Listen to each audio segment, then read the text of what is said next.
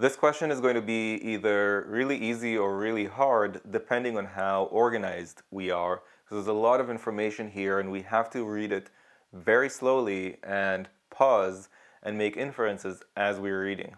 I think we should start by verifying what are the two types of doors that we have here, because there's a lot of words, but it comes down to either hollow or solid. So we've got two types of doors, hollow and solid, and we know how many of each we're getting. Then we're told that the price of each solid door is twice the price of each hollow door, but we're also getting a discount of 25% on that solid door. Now, if we set up a ratio table to look at what a 25% discount looks like, unfortunately, we'd have to take 3/4, and 3/4 of 2 is a fraction. That would kind of defeat the purpose of a ratio. So instead of calling the ratio 2 to 1, I'm going to call it a ratio of 4 to 2. And I'm allowed to do that because I'm in the world of ratios. This is just a simplified model of reality, and I get to choose how I want to set it up.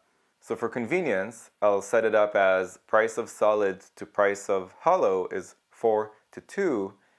And then the discounted price of solid would be 3 ratio units because we're getting a 25% discount off of 4 ratio units.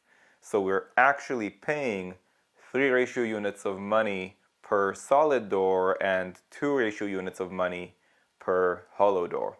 Now we're told that each hollow door was $40, so now I know that for my ratio, for the ratio that I set up, each ratio unit is worth exactly $20, and I get that by dividing the actual price of $40 by the number of ratio units that represent that price, which in our case is 2 ratio units. So for our ratio, each ratio unit is worth $20.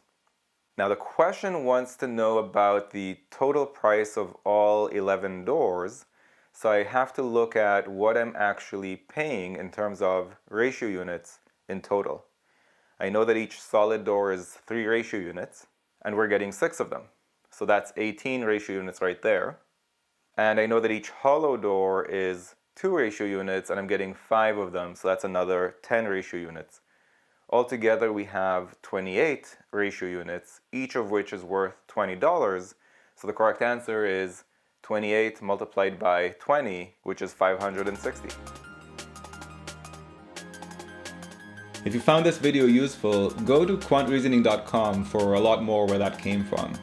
You should also click that like button and let me know in the comments below what you'd like me to make future videos about. And of course, if you haven't yet subscribed, go ahead and do that and click that bell below so you get notified about future videos. See you next time.